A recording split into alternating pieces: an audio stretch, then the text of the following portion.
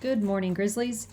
So yesterday in the chapter, it was Moose woke up with all of the hives and sort of why he's getting all of those hives and what's being asked of him by Al Capone. So chapter 8, Icebox Fly.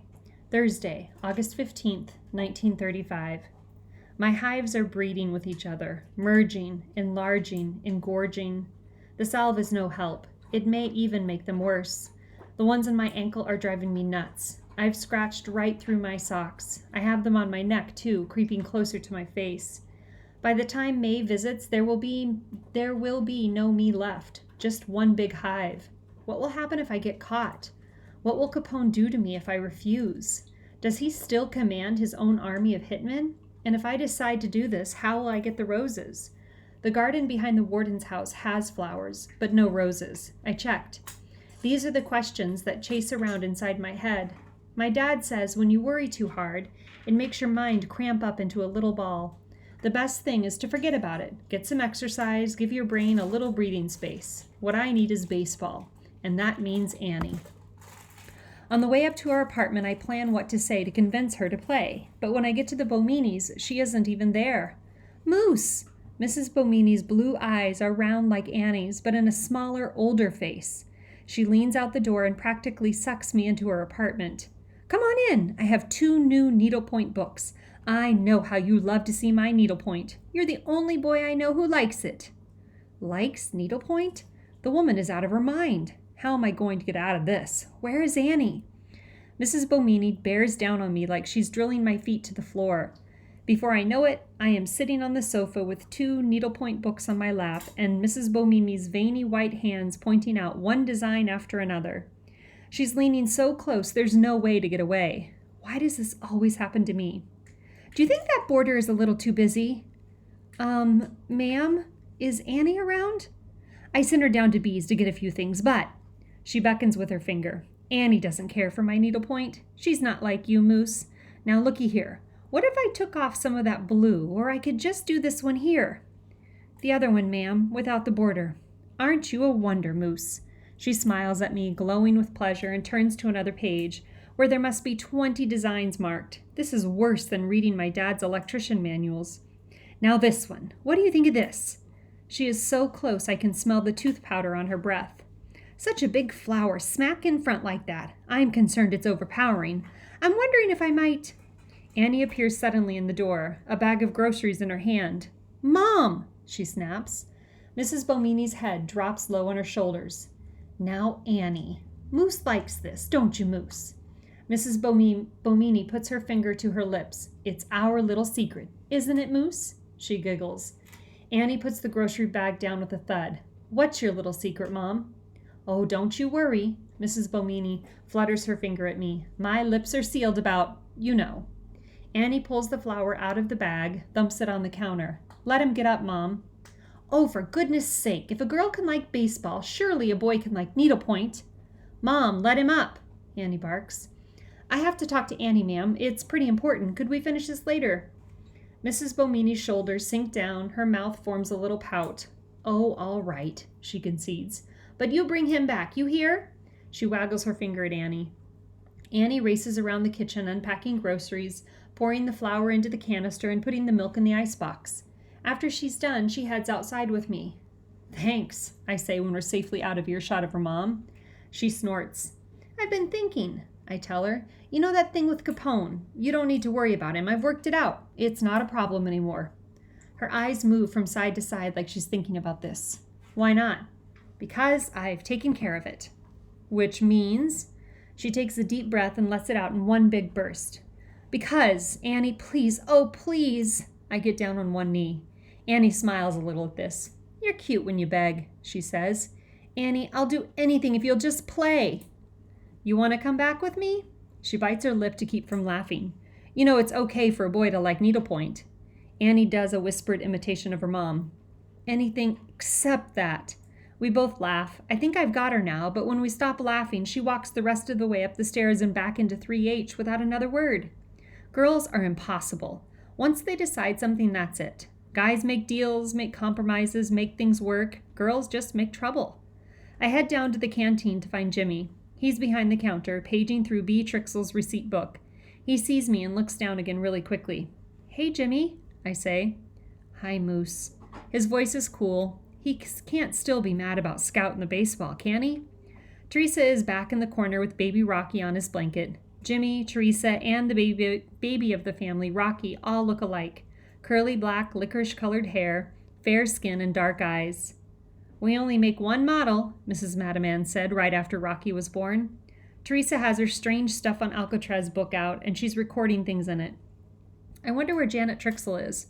I heard there was a new rule. Teresa is supposed to play with her when she's down here. It's Janet's mom's canteen, after all, but knowing Teresa, she's figured a way to squirm out of it. I get a vanilla soda out of the icebox and press my nickel into Jimmy's hand. He puts it in the cash box without looking at me. "Hey, Jimmy." I close my mouth, not sure what to say now. "How are the flies?" Jimmy's eyes soften. "I got a new idea," he says. "I'm freezing them." "Frozen flies?" "Then I can get a little leash and collar on them, and it will be like pet flies on a leash." "Won't it kill them?" "Jimmy, Rocky has a stinky," Teresa interrupts, holding her nose. "And it's your turn." "You bring a diaper?" Jim asks, "like Mom said?" Teresa shakes her head. "Maybe we could use toilet paper." "We can't use toilet paper. Bea will charge us for it." Jimmy tells Teresa, "You figured it out. I'm going to show Moose the flies." Teresa sighs, her face puckers up. "Rocky, oh come on, be quiet, will ya?" She kneels down to give Rocky a toy and pops out the door.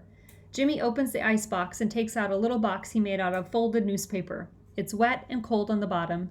Jimmy bends back a corner of the well-worn lid and I peek in, holding back the damp newspaper with my thumb.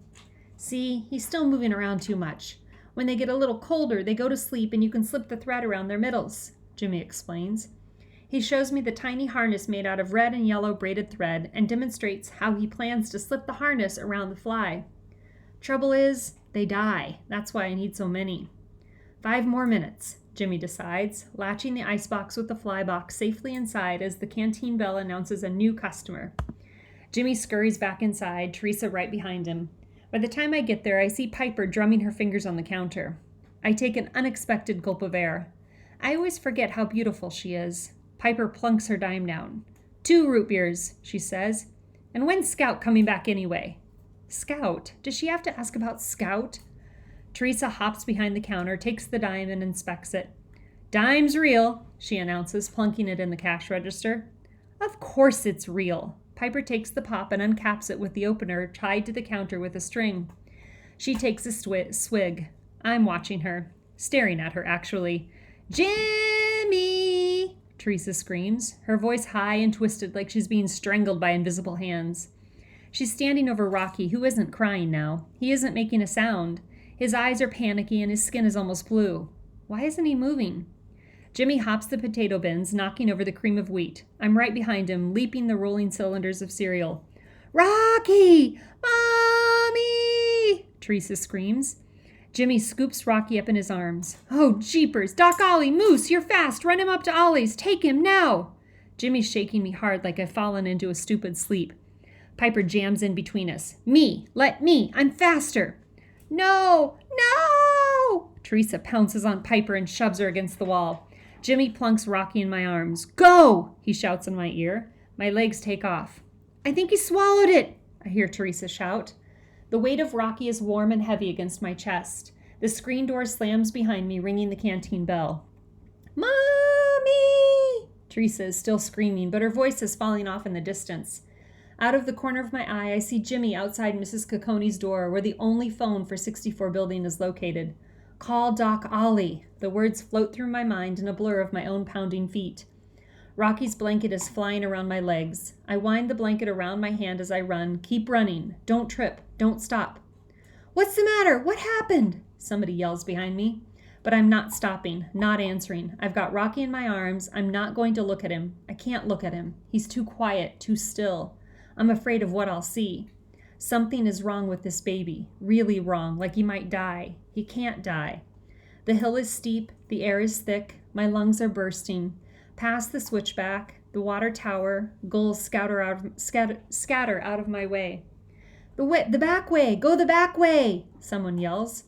"How do I get in?" The words come choking out of my mouth. I hear them as if someone else has said them. I've seen Doc Ollie go into the cell house here, but how can I get in? Somebody's there now, up ahead. Somebody will help me. A baby can't die while I'm holding him. Moose! My dad's voice, then Mr. Madaman's. Somebody else's, too. They rush toward me and sweep me through the entrance. 1, 2, 3 doors open. Stairs appear. I can't stop running. Don't stop. Don't let go. There are walls made of bars. The smell of bandages. More bars. And then I see him, the big, round, gray-haired man in his clean white uniform. Doc Ollie! I gasp. He's not breathing. In the narrow hospital room, Doc takes Rocky from me. He flips him on his back on the narrow cot. Jimmy said he may have swallowed something. That right? Doc Ollie asks. Yes. What was it? I shake my head, gasping, doubled over in pain in my side. I don't know. Doc Ollie props open Rocky's jaws with a bent tongue depressor. I didn't see, I wheeze. I think Teresa gave him something to play with. Doc Ollie flips down the silver magnifier in his head. He looks in Rocky's throat, takes a long pair of silver forceps, and gently pulls Rocky's propped open mouth toward him. Ollie cocks Rocky's chin this way and that, then firmly brings the forceps down his gullet, wiggles them slightly, his eyes squinting in the magnifier. Okay. Don't move now, little guy. Don't move. Just a little. Yes. He pulls the forceps out, and Rocky begins to howl. Whew! Doc Ollie rocks back on his heels, lets out a huge sigh. Then he opens his hand and shows us one shiny Lincoln head penny. Here's the culprit right here.